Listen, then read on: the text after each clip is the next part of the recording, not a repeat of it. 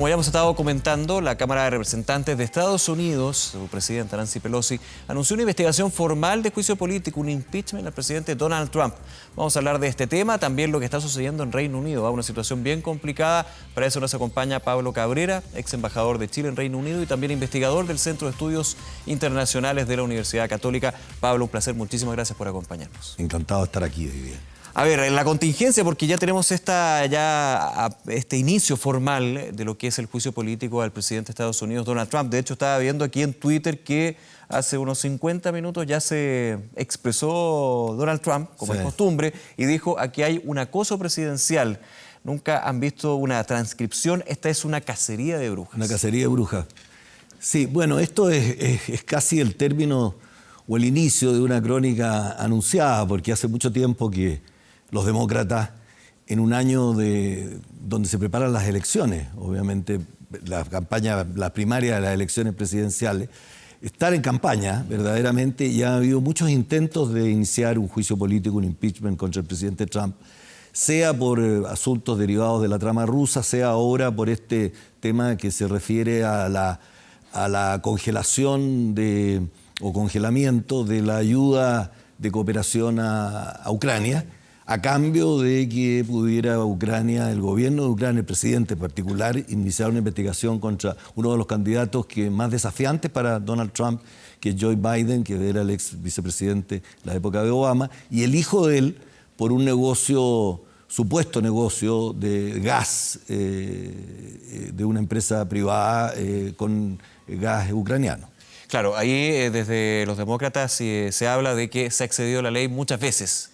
Así es. Estamos hablando de la trama rusa, finalmente siempre estuvo este fantasma del impeachment que iba perdiendo fuerza con lo que fue la investigación, que finalmente no daba ningún tipo de mérito o de relación a lo que fue la campaña del propio Trump. Pero ahora nuevamente con la situación de Ucrania se da este juicio político, ya se concreta, pero también con una diferencia: estamos en plena campaña presidencial. Exacto. Eso cambia todo, ¿no? Yo creo que cambia todo y la personalidad también del presidente y la manera de ejercer el poder hace que muchas veces también exacerbe los ánimos en los políticos y en el gobierno o en los sectores no gubernamentales de oposición, quise decir, contra el presidente, que a veces sus actuaciones obviamente que tienen ribetes extraordinarios que van más allá de la contingencia interna, como es el caso de Rusia o el caso de Ucrania o de otros comentarios también sobre situaciones internacionales, etc.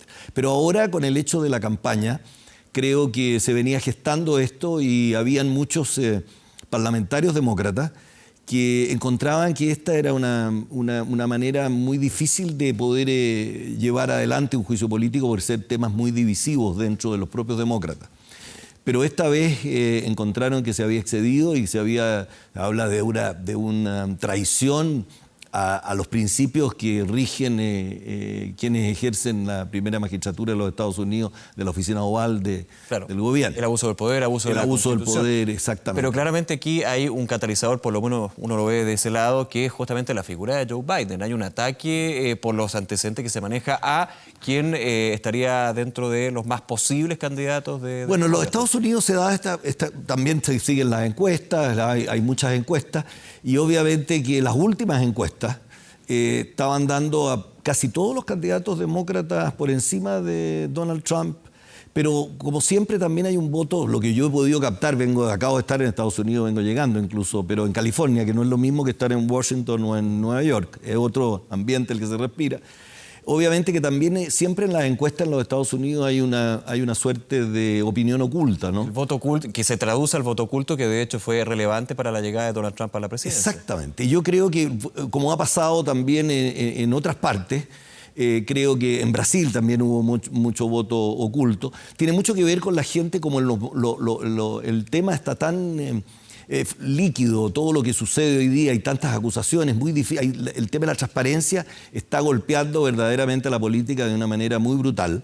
Entonces hay mucha gente que no quiere sentirse identificada con acciones que vayan en contra de sus principios, en contra de sus ideas, pero ellos también en Argentina, ha sucedido mucho, están reaccionando también por lo que ellos necesitan por su día a día.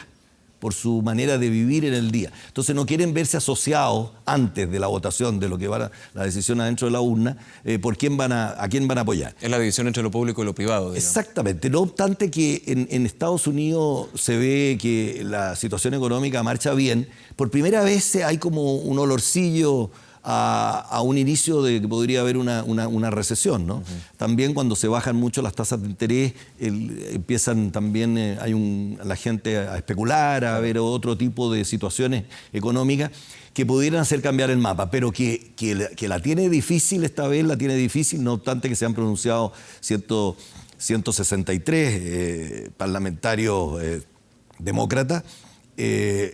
Y creo que la carta que hicieron 7 de ellos fue bastante fuerte y necesitaría un poquito más de 218 creo. Es muy probable que eso pudiera suceder. Ya en otras etapas de la historia, 1868 y 1978, hubo 2 juicios políticos contra presidentes demócratas también.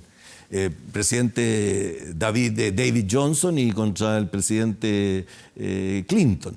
En la Cámara Baja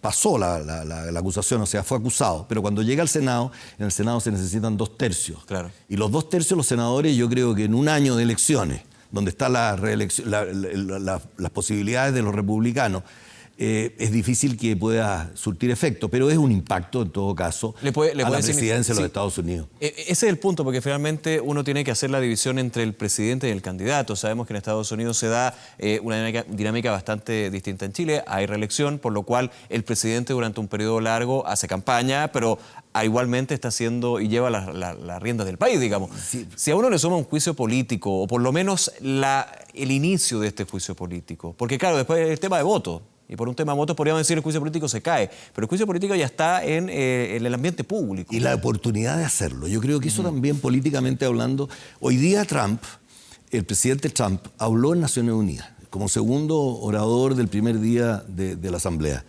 Y obviamente que él tiene una imagen de cara principalmente a los demócratas, no muy amigo o muy cercano con los organismos internacionales. Él habló de los patriotas por sobre los globalistas. Por sobre los globalistas. Y hizo un discurso, obviamente, que iba a tener impacto. Hay muchos temas. Está el tema del cambio climático, está el tema de las disputas que tiene con China, comerciales.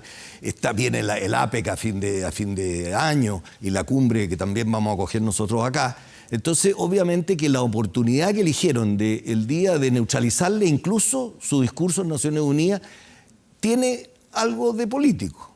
Y obviamente que esto también, de parte de los demócratas, las primeras reacciones también tiene interpretaciones. Ya algunos han pedido de que se cambie el jefe de los parlamentarios o el presidente de la Cámara, porque obviamente que esto tendría que primero aprobarse como juicio, pero Nancy Pelosi fue bastante clara, dijo que se iniciaba un inquiry, y esas son las investigaciones para llegar al juicio político, ponerlo en votación o no. Hay comisiones que van a justamente indagar y entregar antecedentes para eso. Entonces algunos dicen que tiene que votarse primero para iniciarse el juicio. Un proceso que recién comienza. Vamos a hablar un poco de Reino Unido. También una situación muy compleja para otro líder mundial que está justamente en Nueva York, en la Asamblea de Naciones Unidas, como es Boris Johnson. El día de hoy la Corte Suprema, el Tribunal Supremo de Reino Unido, finalmente define que esta suspensión del Parlamento británico, solicitada por Boris Johnson, visada por la reina Isabel II, es ilegal, principalmente porque dice no hay argumentos que la justifiquen. ¿Cómo puede... Primero que todo, ¿cómo puede tocar la figura de Boris Johnson? Muchos han dicho este podría ser el primer ministro con menos duración en el Reino Unido. Bueno, yo creo que yo lo dije en este mismo canal, en este mismo programa, cuando se inició el mandato de Boris Johnson. Bueno, se da la paradoja que todos estos temas son conflictivos, ¿no? Y tienen que ver con la legalidad. En el caso de Donald Trump y ahora en el caso de Boris Johnson. Y los temas de la legalidad hoy día y del apego al derecho están muy en boga en el sistema internacional, particularmente en Gran Bretaña, con el tema del Brexit y con el tema de que es un país que no tiene constitución escrita. Entonces, lo que pasa es que el tribunal ha dicho que no tiene sustancia la prórroga que que pide Boris Johnson, sino que se entiende que esa no sustancia era que lo que buscaba él era que no hubiera una discusión que impidiera el Brexit en el caso de que fuera un Brexit duro. Claro, no aplazar, no dar la posibilidad de prorrogar la discusión para llegar a un acuerdo y finalmente hacer este divorcio el 31 de octubre. Exactamente. Que fue su gran promesa al llegar a... Claro, la gran promesa de él fue el Brexit. Dijo, va a haber Brexit sí o sí. No dijo va a haber Brexit duro.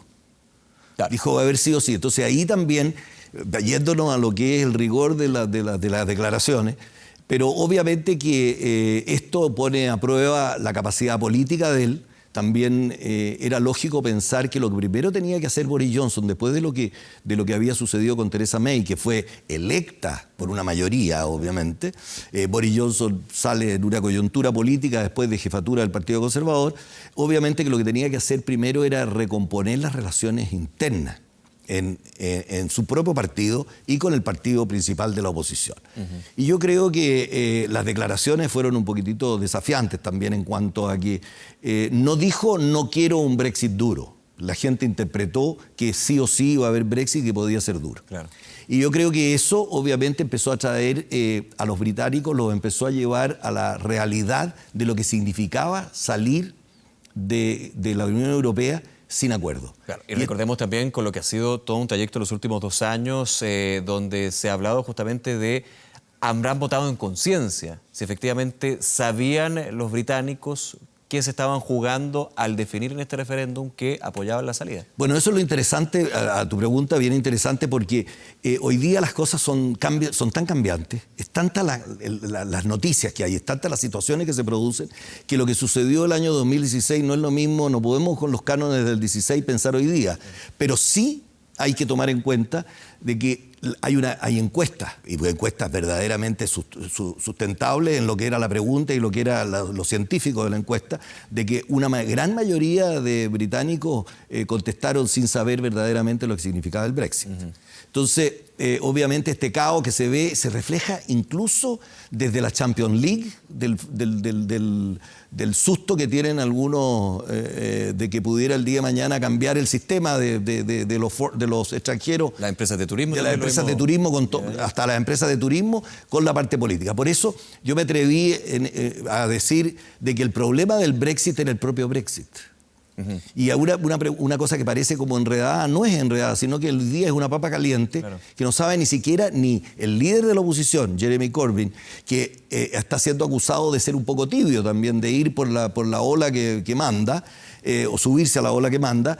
En el caso de Boris Johnson, es cómo va a manejar la salida ante un caos posible de Gran Bretaña. Hay otro tema que quería aprovechar también de comentar, Pablo Cabrera, en estos últimos minutos, que es la resolución misma de la Corte Suprema Británica. Ya habían habido una serie de resoluciones desde el Tribunal de Escocia, si no me equivoco, sí, justamente sobre esta suspensión. Y el día de hoy se habla de un fallo histórico, unánime por parte de la alta máxima magistratura de Reino Unido, porque también muchos lo interpretaron, independiente de la situación del Brexit, que es el inicio, la génesis de esto, como un rayado de cancha para la separación de poderes en Reino Unido, donde tenemos primer ministro, donde tenemos a la reina, la corona en este caso, donde tenemos el parlamento, también la justicia. También se puede interpretar de alguna manera como están cambiando las cosas, pero veamos cómo van a quedar. Yo creo que también fue una manera convincente y elegante de salvar la figura de la reina. Ya. Yo creo que hoy día, con un Brexit en camino, obviamente que el Reino Unido como tal, obviamente que tiene muchos desafíos. Y vienen desafíos de Irlanda, donde la conclusión es que el primer problema que tiene el Brexit para poder acordarse con Europa es el tema de la frontera con Irlanda, el backstop. Siempre lo ha sido. Que siempre lo ha sido, obviamente. Está el tema de la posible independencia, o sea de Irlanda del Norte, o sea de Escocia. Porque Gales no se ha pronunciado mucho en ese sentido. Obviamente que la figura de la reina, en lo que se refiere a la impronta británica en el mundo, sea en Europa o sea sin Europa, tiene mucho que ver. Y creo que no solo marca un poco la separación de los poderes en una manera consuetudinaria de poder pronunciarse, porque aquí no, va allá de ser un antecedente histórico, es por la unanimidad de los 11. Claro. No es la primera vez que hay, pero seguramente no era tan unánime y no era una manera de que estaba en juego una pertenencia de Gran Bretaña a un organismo de la envergadura que es la Unión Europea y lo que significa hoy día a los ojos del mundo y a los ojos de los propios británicos, lo hemos visto en las discusiones, retirarse de la Unión Europea. Pablo Cabrera, nuevamente muchas gracias por acompañarnos esta tarde. Encantado. Muy bien, hasta luego.